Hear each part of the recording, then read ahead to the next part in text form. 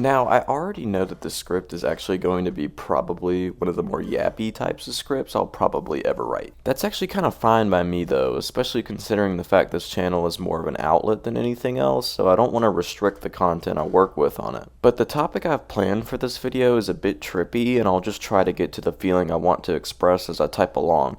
Either way, I'll set the stage for how I got to this point to maybe sort of drag you guys along the same road that I went on. Well, this road of thinking began on a literal road, so I'm going to puke out a cliff notes of what happened while it's perpetually on the tip of my tongue. Either way, I was on winter break and had sort of a hangout plan with a friend of mine who goes to the same college that lives 4 hours away from my house. On the way to his actual house, he calls me and asks me if I want to go to Gatlinburg, which is this tourist destination in East Tennessee that's absolutely beautiful. The big difference, though, is that it's another 6 hours away from his house, and I'm the one driving, alongside the fact that it's 5 p.m. by the time I even pick them up. Regardless, we hop to it with all these fun things we're gonna do that don't sound as fun anymore when you're 3 monsters deep and tired as hell with the trip back, too. But I'm not gonna drive all the way out there at 2 a.m. for nothing, so we drove to the top of a mountain at the divide between Tennessee and North Carolina, and I even snapped this photo of either what is Pigeon Forge or Gatlinburg in the background, but overall I'd have to say the trip was worth it despite driving for nearly a day straight. And the trip was incredibly impulsive, and I think we'll book a hotel or something the next time, but it had everyone in the car thinking, man, this doesn't even feel real. Now I don't know why, and I'll concede some of it at the time probably had a lot to do with the lack of sleep, but that really stuck with me even after a nice 14-hour nap when I got back home. It really felt, and to some extent still does feel, that I'm not real and that my consciousness feels like a piloting system for my organic form. Now that I've gotten that little yap sesh out of the way, I think you can get to the point I was trying to grab from it. The point being that it often feels that life isn't real, but less the fact of it being an illusion, but more in the relation between consciousness and the body. A lot of the physical action we take, such as breathing, are completely subconscious and typically automatic.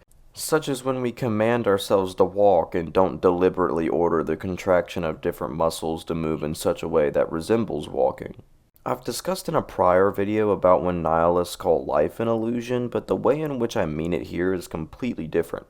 It could be possible that I've been in a coma for several years and am currently a decrepit old man, or that I'm on some whack acid trip where my mind is simulating what feels like a lifetime fundamentally separate from my real one.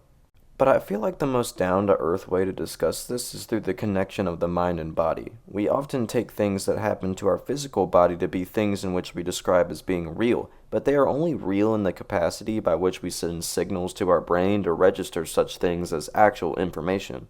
Take the absolutely random example of being stabbed. Now also take an individual who cannot feel pain in any capacity alongside a typical individual who can.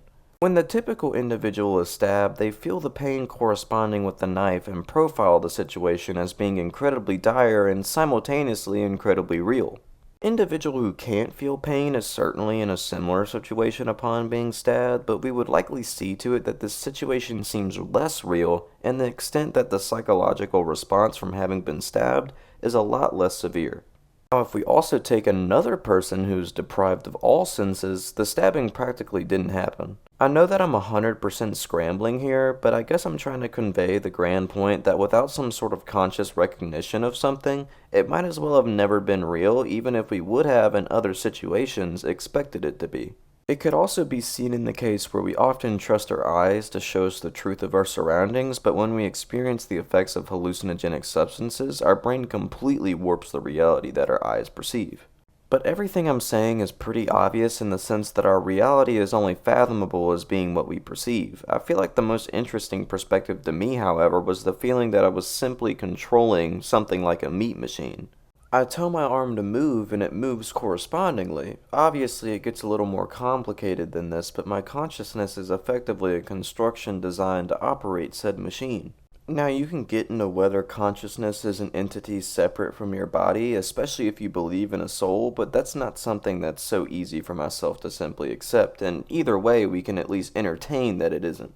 What's sort of frustrating in deriving that life simply doesn't feel real is that I can't so easily separate mind and body because the two are seemingly entirely dependent on one another. Without my consciousness, my physical form becomes what's essentially a hunk of meat, possibly even further into not only ceasing the ability to think, but to perform autonomous functions like breathing as well. But I believe most people would probably separate consciousness from simpler functions like this. But it's also the exact same to say that without my body, my consciousness has nothing that comprises itself, and in turn, no medium through which to think or construct thought via neurons or the likes. Now, I wish I had a little lesson I could put at the end of this video to make it come across as something thoughtful, but it's really only a fleeting thought. I suppose that knowing the dependence my consciousness and physicality have on one another is an encouragement to protect both. When my body is in poor condition, my consciousness will falter, and should my consciousness be in deep distress, my physical flesh husk is going to feel some of the effects too. With that being said, I don't have much more to say, and that's going to be all for today, so have a good one.